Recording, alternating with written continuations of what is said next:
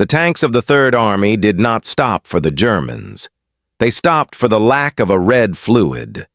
In the last days of August 1944, the most feared armored force on the Western Front, an entity that had ripped a hole in the Wehrmacht and charged across France, ground to a halt.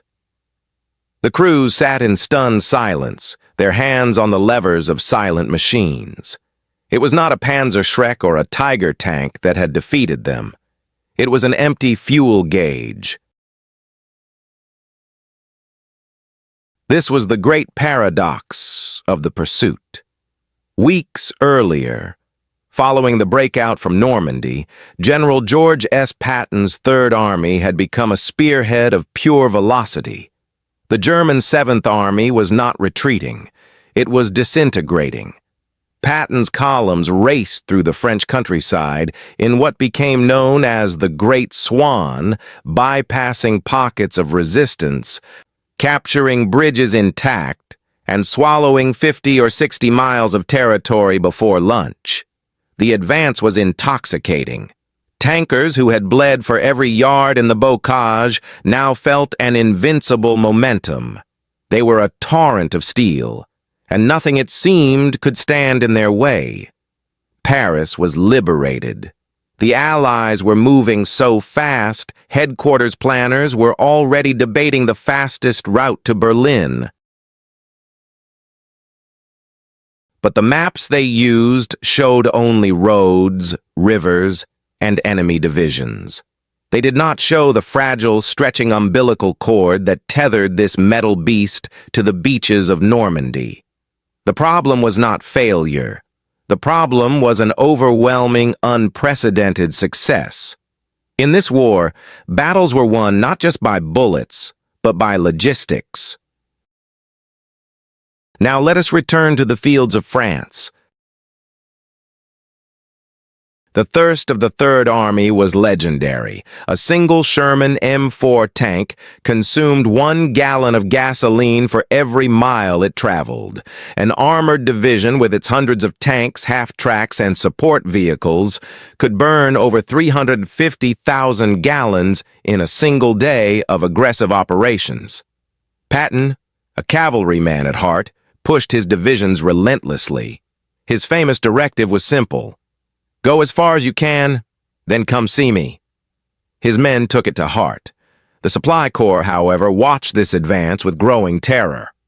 The quartermasters were still operating from the Normandy beaches, a thin strip of land where everything the Allies needed, fuel, ammunition, plasma, food, boots, had to be landed from the sea. There were no deep water ports. There were no functioning railways. Every single gallon of gasoline had to be unloaded, put into 5-gallon jerry cans, loaded onto a truck, and driven hundreds of miles over roads cratered by Allied bombs and choked with the debris of a retreating army. The supply line stretched from 150 miles to 200, then 300 miles. Trucks were driving for days, one way. Turnaround times became catastrophic. While Patton's tanks were consuming fuel at a rate of hundreds of thousands of gallons per day, the supply system was struggling to deliver a fraction of that. Patton himself was dismissive of the crisis. He raged at the logisticians, demanding they get the hell out of the way and find a solution.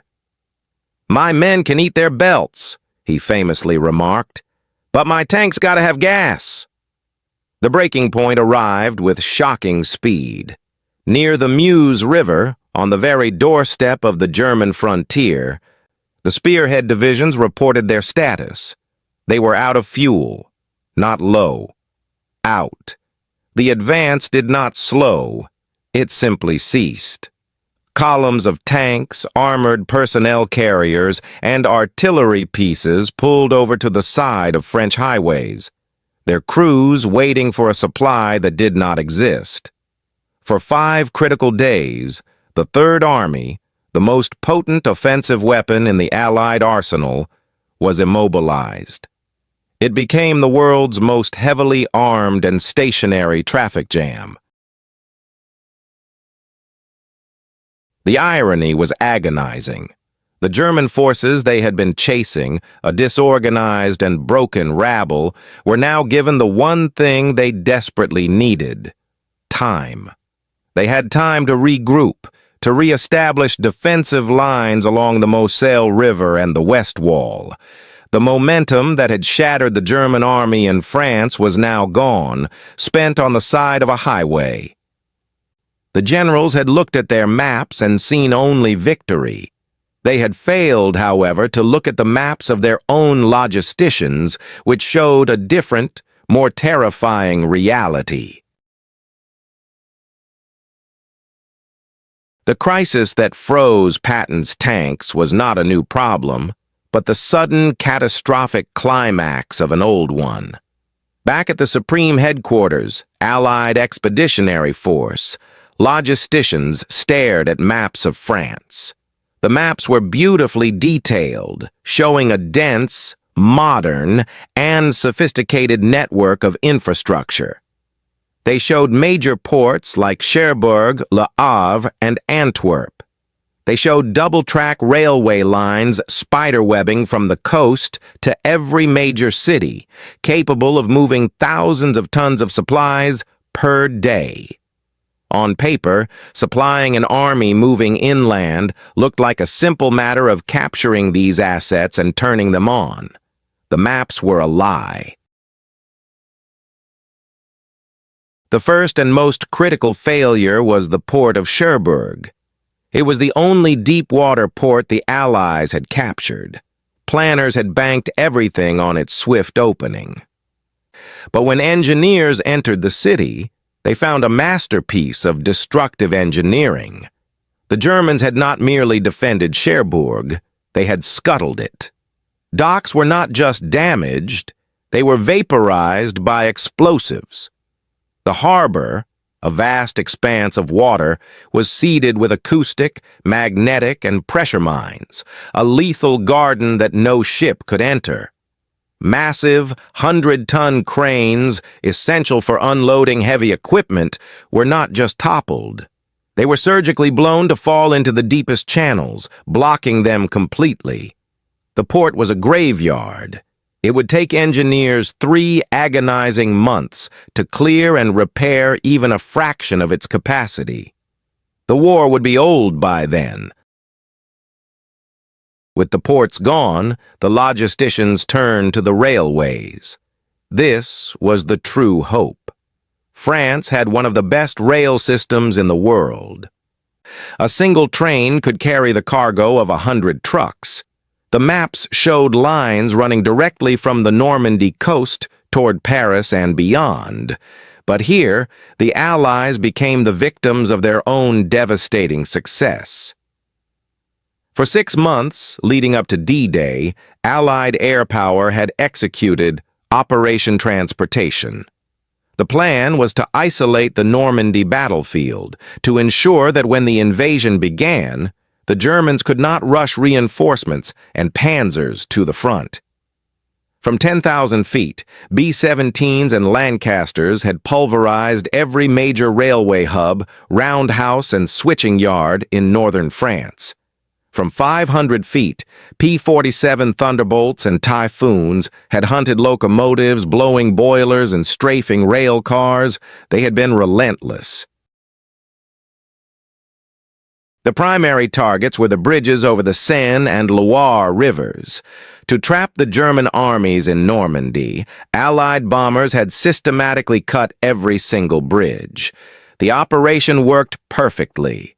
The German response to D-Day was sluggish and disorganized, precisely because their rail lines were a tangled mess. Now, in late August, the Allies desperately needed those same bridges. They needed those same rail yards. When reconnaissance teams pushed forward to assess the rail lines they had just liberated, they returned with bleak reports. The maps were useless because the infrastructure they represented no longer existed. The bridges over the Seine were twisted steel skeletons resting in the riverbed. The marshalling yards at places like Rouen or Saint-Lô were not yards at all. They were lunar landscapes of overlapping bomb craters, filled with the rain and wreckage of 1,000 boxcars. There was no rail, there was no port, there was only the road, and the roads were a nightmare. The same fighter bombers that had cut the rail lines had also spent months strafing anything that moved on the French highways. The roads were littered with the burned-out husks of German trucks, tanks, and half-tracks, pushing Allied convoys into single-file lines that stretched for dozens of miles. The roads were also choked with the joyous, tragic columns of liberated civilians, refugees on foot, pushing wheelbarrows, trying to find their way home. The roads themselves, ancient paved routes designed for farm wagons and pre-war automobiles, were crumbling under the relentless weight of 30-ton Sherman tanks and 6-ton cargo trucks. The thin logistical reed was breaking. The army was being strangled by the very success that had saved it on the beaches. The supply officers, sitting in their tents 300 miles behind the front, faced a terrifying simple equation. The ports were gone. The rails were gone. The only thing left was the internal combustion engine, the rubber tire, and the 5-gallon jerry can. They had to invent a solution, and they had to do it overnight. In the rear echelons, far from the silent tanks, a small group of officers from the Army's Transportation Corps faced the abyss. They were not combat leaders. They were logisticians, warehouse managers, and former railway executives. The maps of ruin spread before them were not a strategic problem to be solved in a month, but an existential crisis that had to be solved in hours. The war of liberation was at risk of dying from starvation, hundreds of miles from the enemy's heartland. The existing system was a failure of chaos. Convoys of trucks, dispatched with heroic intentions from the Normandy beaches, were simply disappearing. They would load up with jerry cans and K-rations and drive east, only to be swallowed by the anarchy of the French road system. A driver might get stuck for 8 hours behind a column of infantry marching to the front. He might be diverted by a local military police officer to clear a road for an advancing artillery battery. He might get lost on roads where all the signs had been destroyed, or worse, deliberately changed by German stay-behind units. A 12-hour drive was taking 48 hours. A 24-hour drive was not being completed at all. The trucks were not returning. The supplies were not arriving. The problem was not just the lack of supplies, it was the lack of circulation. The system was clotted. The arteries were blocked.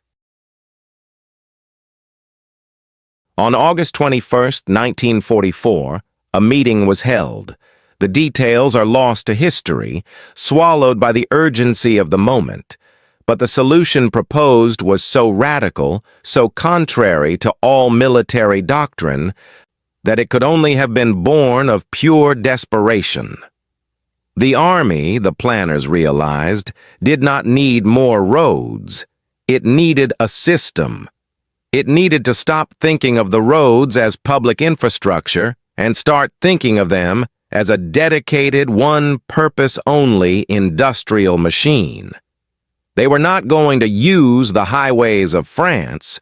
They were going to conquer them. The idea was simple. They would create a massive closed loop. They would select 2 main roads, stretching from the supply dumps near Saint-Lô toward the front-line depots at Chartres. One road would be for traffic going east, loaded with supplies. The other parallel road would be for traffic going west, bringing the empty trucks back. and on these two roads, nothing else would be permitted to move. It was to be a 24-hour-a-day, 7-day-a-week operation. It would not stop for rain. It would not stop for darkness. It would not stop for German strafing attacks. It was to be a non-stop high-speed conveyor belt of trucks, a highway dedicated exclusively to the logistics of war. This was logistical martial law. The plan required the military police to shut down these major arteries to all other traffic. No civilians, no refugees, not even other Allied military units. A general's jeep, if it was not part of the operation, would be unceremoniously ordered off the road. The audacity of the plan was stunning. It treated sovereign French territory as a blank canvas, a problem of pure engineering. The operation needed a name. It was given one drawn from American railroad lore. In the 19th century, when a freight shipment was urgent, its bill of lading was marked with a large red circle. Yardmasters and conductors knew that a red ball shipment took precedence over everything. It was to be moved at passenger train speeds, sidetracking all other cargo. The name was perfect. This new, desperate highway would be called the Red Ball Express.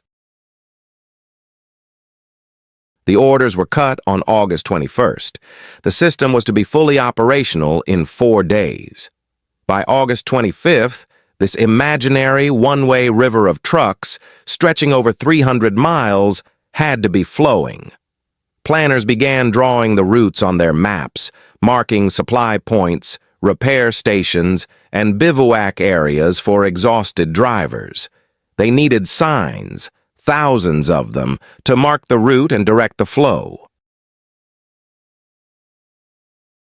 They needed military police at every crossroads. They needed wreckers to instantly clear any truck that broke down, lest it stop the flow. But most of all, they needed two things they did not have. They needed thousands of trucks, and they needed thousands of men who could drive them day and night without fail until the war was won or they collapsed from exhaustion. The plan was on paper. The nightmare of its execution was about to begin. The plan, conceived in desperation, now demanded a physical form. The Red Ball Express, as an idea, was brilliant. As a list of requirements, it was terrifying. It was a logistical equation that demanded two variables on a colossal scale: machines and men. Both were in desperately short supply. The first, the machines, centered on one specific piece of hardware, the GMC CCKW 2.5-ton truck. This was not a weapon of glamour. It carried no cannon, wore no heavy armor. It was a dull, olive-drab workhorse, known to the troops by its simple, respectful nickname, the Deuce-and-a-Half. It was a masterpiece of American mass production, designed to be rugged, reliable, and repairable in the field by men with basic tools. It had 10 wheels, and its 6-wheel drive transmission could pull a full load of ammunition, fuel, or men through the thickest mud and over the most pulverized roads. It was the unsung steel backbone of the Allied Army, and the Red Ball planners now needed nearly 6,000 of them immediately. This fleet did not exist. There was no vast motor pool waiting for a new mission. The Transportation Corps had to create this fleet from nothing, and they did so with the ruthlessness of a battlefield commander. The call went out across the entire European theater of operations. All non-essential trucks were to be turned over to the Red Ball. This order triggered a bureaucratic civil war. Every unit in the Army believed its mission was essential. Ordnance units that used trucks to move artillery pieces were stripped of their transport. Signal Corps battalions lost the trucks they used to lay communications wire. Engineering companies, in the middle of rebuilding bridges, suddenly saw their vehicles requisitioned and driven away. It was a massive internal reallocation of assets, a logistical cannibalization of the entire rear echelon. Even the trucks they gathered were often broken. The relentless drive from the beaches had worn out engines, shattered transmissions, and shredded tires. A new category of soldier became critical: the mechanic. In vast open-air depots, mechanics worked 24-hour shifts. They became cannibals themselves, stripping parts from 3 or 4 wrecked trucks to create one functional machine. They were the surgeons of the motor pool, Frankensteining a fleet into existence, knowing that every truck they resurrected would carry the lifeblood to the front. This mechanical miracle, however, was useless without the second variable: the drivers. The Army needed men, thousands of them, who could handle these heavy, unforgiving machines on destroyed roads, in total darkness, for days on end. They looked to the combat divisions, but the infantry, artillery, and armored units were already engaged in heavy fighting.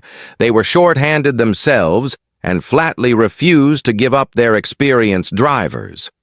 The Red Ball planners, blocked by the combat arms, turned their gaze to the only place left. They turned to the service and support units, the vast, often overlooked mass of soldiers that the Army, in its institutional wisdom, had deemed unfit for frontline combat. In 1944, the United States Army was a segregated force. By doctrine and by law, African American soldiers were overwhelmingly barred from the infantry and armor. They were assigned to quartermaster companies, stevedore battalions, and engineering labor units. They were the men who unloaded the ships on the beaches, dug the latrines, built the roads, and manned the supply dumps. They were the logistical muscle, kept separate from the white combat soldier. It was to these segregated units that the Army now turned in its moment of supreme crisis. The call for drivers went out. Any soldier, regardless of his primary specialty, who could prove he could start, steer, and stop a 2.5-ton truck was to be reassigned. For these African American soldiers, the call was a moment of profound and bitter irony. The same Army that had told them they were not good enough to carry a rifle in combat now trusted them with the single most critical mission on the entire Western Front. The survival of the very divisions that excluded them now depended entirely on their skill, their endurance, and their courage. They were not volunteers. They were assigned. Men who had been trained to inventory crates or lay asphalt were given a 10-minute lesson on the Red Ball's rules and thrown into the cab of a truck. The numbers were staggering. Of the 23,000 men who would ultimately serve on the Red Ball Express, nearly 3/4 were African American. They were pulled from their units, formed into provisional motor transport battalions, and pointed east. The fleet was assembled. The drivers were in their seats. The Deuce-and-a-Half was a simple machine, but in the hands of the men who drove it, it became a lifeline. The vast majority of these men, the new heart of the Army's circulatory system, were African American. They were the soldiers of the Quartermaster Corps, of port battalions, and engineering service companies. They were men who had been assigned to the Army's labor force. In the segregated military of 1944, their roles had been defined by prejudice. They were meant to be invisible, the muscle behind the lines. They were the men who built the depots, paved the airfields, and handled the grim, endless work of the Graves Registration Service. They had been told, in 1,000 different ways, that they were not suited for the stress and responsibility of combat. Now, in a twist of fate born of logistical collapse, the Army's prejudice collided with its desperation. The frontline combat divisions, the all-white infantry and armored units, had been prioritized for all essential personnel. But the Army had miscalculated. It had defined essential as the man with the rifle, not the man with the wrench or the steering wheel. The crisis in August exposed this flaw with brutal clarity. The most essential man in France was not the tanker sitting in his silent Sherman. It was the man who could bring him the gasoline to make it move. And so, the call went out. Officers in the rear echelons, desperate for bodies, raided the service companies. Soldiers who were trained as bakers, clerks, and stevedores were pulled from their units, asked a single question. Can you drive a truck? If the answer was yes, or even a hesitant maybe, they were reassigned on the spot. They were given a rifle, a helmet, and a place in a provisional truck company. The training they received was almost non-existent. There was no time. An officer would gather them around a truck, point to the red ball markers that were being nailed to trees and posts, and explain the rules. Follow the signs. Maintain 25 miles per hour. Keep 60 yards between you and the truck ahead. Do not stop. For anything. A breakdown was to be pushed to the side of the road. An enemy sniper was to be ignored. The only thing that mattered was the forward movement of the convoy. For these soldiers, the mission was a profound and complex burden. They were being trusted with the fate of the war, yet they were not trusted to eat in the same mess halls as the men they were saving. They were handed the keys to a vital piece of war machinery, but they were still commanded by white officers who often shared the same prejudices as the society that had segregated them. They were performing a mission of staggering importance, yet they were doing it under a cloud of systemic disrespect. This irony was not lost on the men, but it was eclipsed by the sheer, overwhelming physical reality of the job.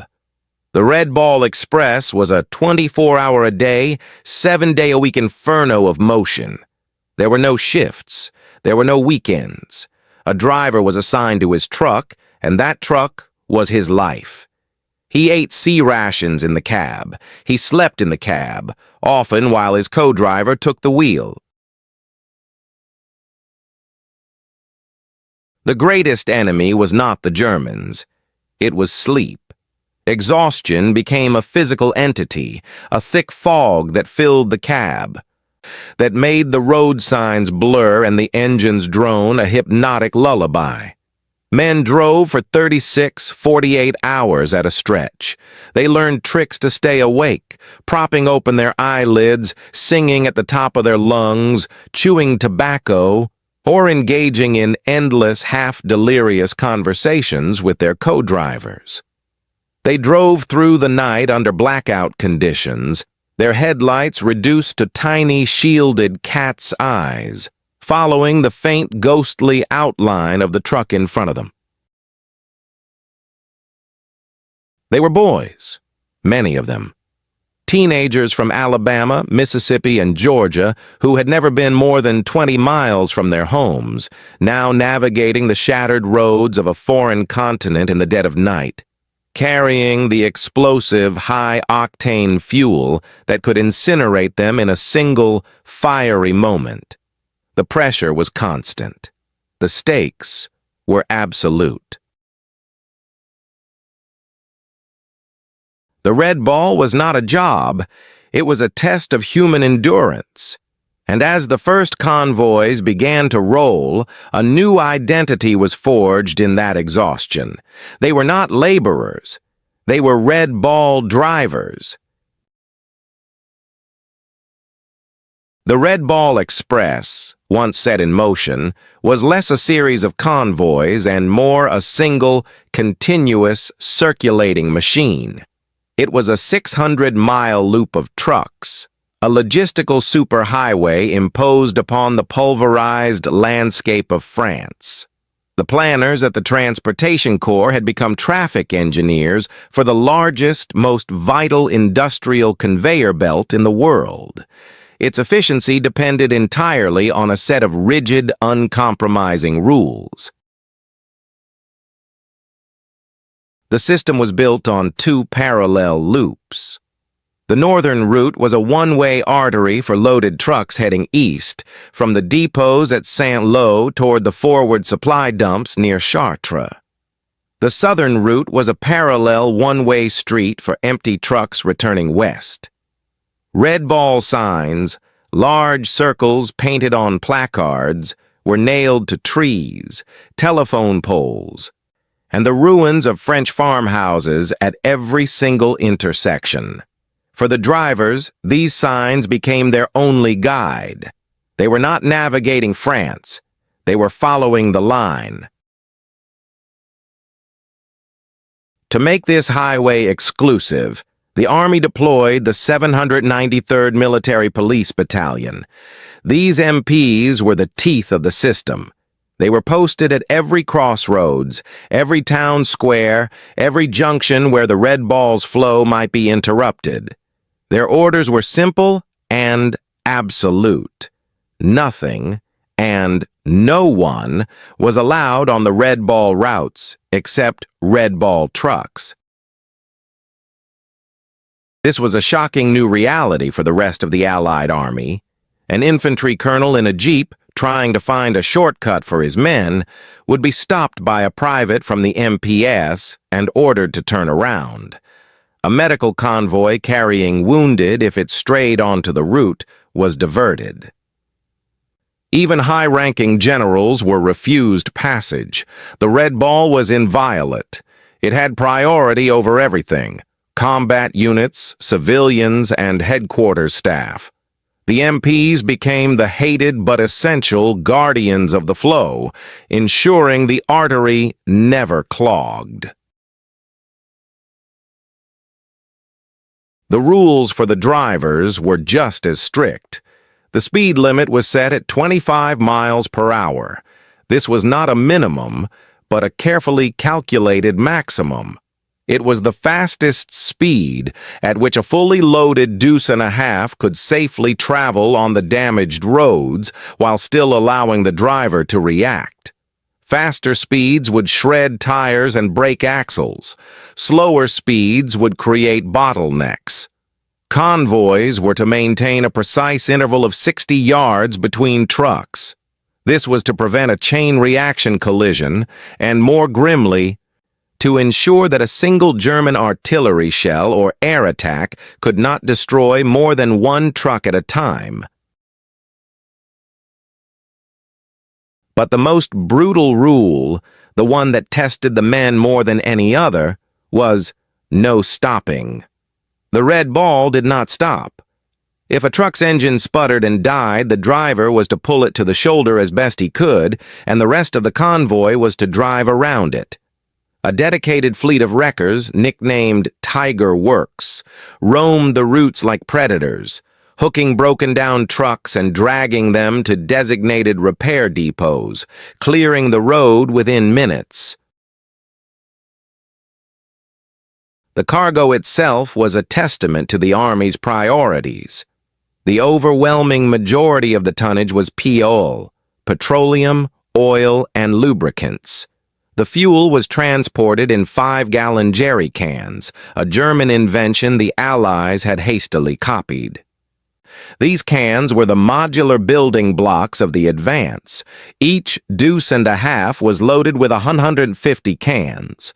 Drivers and their co-drivers drove sitting on top of an explosive bomb of high-octane gasoline. Next in priority was ammunition, from 30-caliber rifle cartridges to the massive 105mm shells for the artillery. Last, and only if there was space, came the lesser priorities: food, medical supplies, and mail. This entire system, the one-way loops, the MPS, the speed limits, the non-stop flow, was designed to eliminate human choice and friction. It was the application of Henry Ford's assembly line to the battlefield, a brutalist piece of logistical engineering that turned men into cogs and roads into a machine. The Red Ball Express was a machine, but it was a machine made of men, and the men were braking. For the drivers in their steel cabs, the route was a gauntlet that attacked them in three ways: from the enemy, from their own equipment, and from within their own minds. The enemy was the most straightforward threat. The front line was fluid, and the rapid Allied advance had bypassed thousands of German soldiers. These stay-behind units, cut off and operating in isolated pockets, waged a bitter personal war against the supply line. A sniper would position himself in a ruined farmhouse or a dense copse of trees overlooking a long, straight stretch of the Red Ball route. His target was not the armored convoy, but the soft-skinned, olive-drab Deuce-and-a-Half. For the drivers, this meant that every blind curve, every patch of forest, was a potential ambush. A single shot could pierce a windshield, turning a driver's cab into a trap. Or worse, the sniper would aim for the truck itself.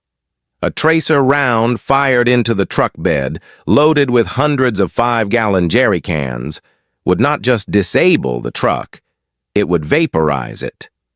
Convoys learned to drive past the sudden, blossoming fireballs of their comrades, unable to stop, the no-stop rule overriding the basic human instinct to help. The Luftwaffe, though broken, still made occasional desperate appearances, a Focke-Wulf fighter diving out of the sun to strafe the endless, predictable line of targets. More relentless than the Germans was the enemy of simple physics: mechanical failure. The trucks were being driven to destruction. They were designed for rugged use, but not for 24-hour, non-stop operation at maximum load on pulverized roads. The single weakest point was the tires. American industry, in the grip of a massive rubber shortage, had produced war tires made largely of synthetic rubber. They were brittle. They did not hold up. On the abrasive, shell-pocked roads of France, they blew out constantly. A high-speed blowout on a 6-ton truck was a life-threatening event, capable of sending the vehicle careening into a ditch or a stone wall. Drivers became adept at changing these massive tires, often in the dark, in the mud, while the rest of the convoy roared past them. Engines, run hot for days on end, seized up. Transmissions, ground by inexperienced drivers, simply shattered.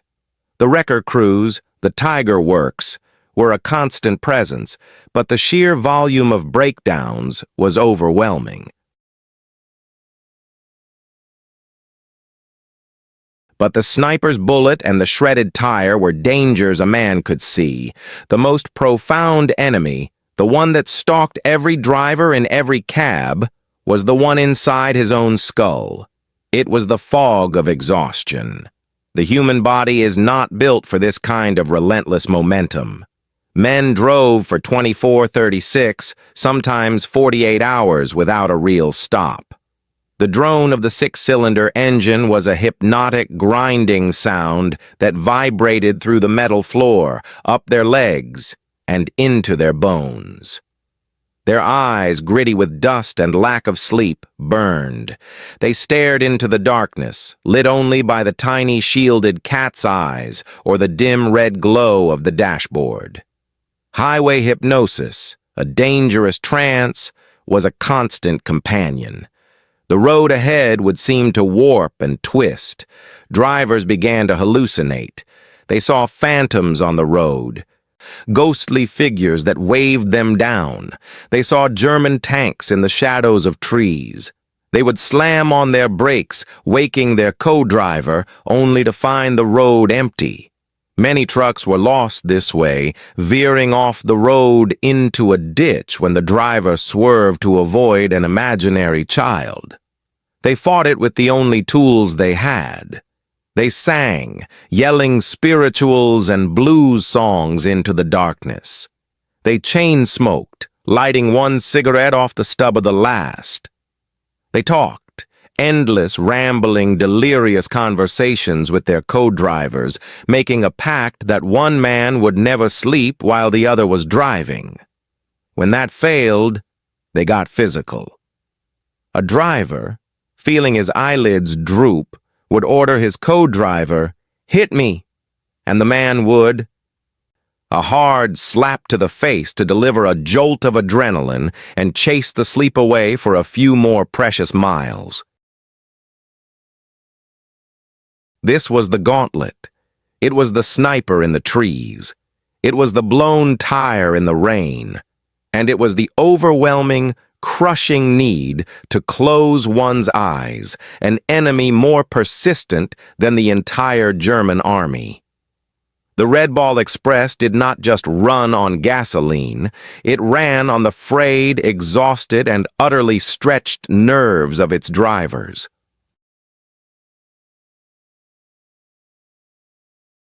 The gauntlet was run, and it was won. Not by a single heroic charge, but by a million mundane, agonizing acts of endurance. The Red Ball Express, for 89 consecutive days, did the impossible. It fed the war. From its frantic inception on August 25th, the Express became a roaring river of materiel. The numbers were so vast, they became abstract. On an average day, the Express moved over 5,000 tons of supplies. On its peak day, it delivered a staggering 2,500 tons of fuel, ammunition, and rations. This was the cargo of 5, 6, even 7 freight trains, all delivered by truck over shattered roads by exhausted men. At the forward depots near Chartres and Soissons, the lifeblood arrived. The mountains of jerry cans grew. The stacks of 105mm shells rose. The word went out to the front. The silent tanks of the Third Army, waiting by the Meuse and the Moselle, heard the rumble of the Deuce-and-a-Halves. Fuel hoses were unrolled. The gurgle of gasoline filling an empty tank became the sound of the war restarting. Patton's divisions began to move again. The advance, though more cautious and facing a stiffening German defense, was no longer paralyzed by an empty gauge. The infantry had bullets for their rifles. The artillery had shells for their guns.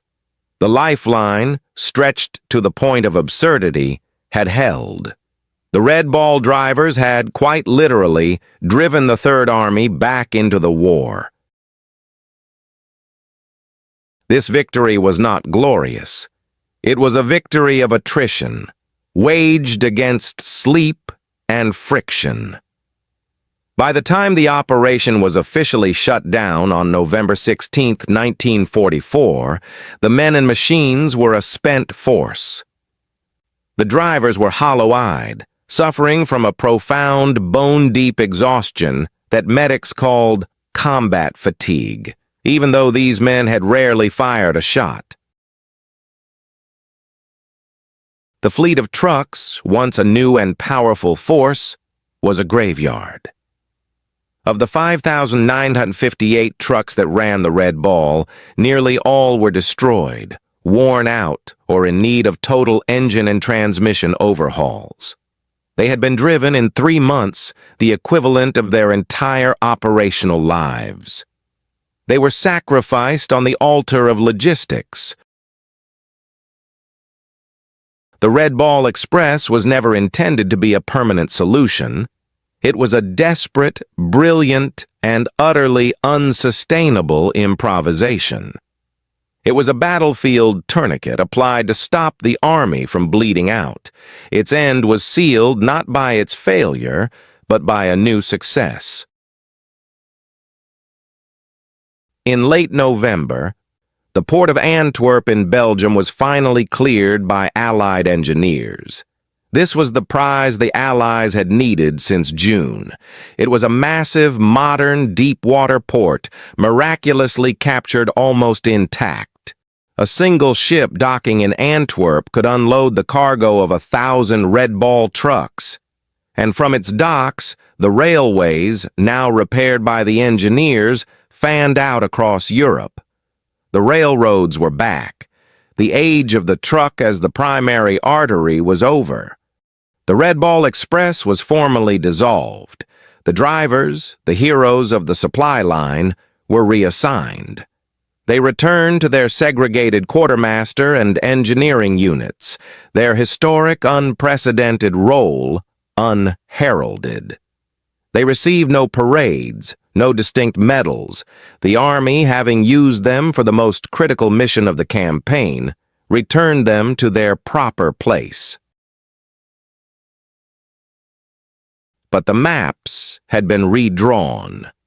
The logisticians at Schaeff, who had once stared at the ruins of Cherbourg in despair, now understood the war in a new light. They had witnessed an industrial miracle, a testament to the power of organization and the bottomless endurance of the common soldier. The Red Ball Express was more than a supply route. It was a conveyor belt of liberation, a 600-mile artery of steel and rubber and human will. It was a victory won not by generals but by planners, by mechanics, and above all, by its drivers. These men, predominantly African-American soldiers denied the privilege of combat, had instead shouldered a burden of supreme strategic importance. They proved that an army's heart was not its front line, but its supply line. It was a brutal industrial solution for a brutal industrial war. And it proved that victory did not always ride in the turret of a tank. Sometimes it arrived on the dusty, tireless wheels of a Deuce-and-a-Half, and that is why these tales must be told.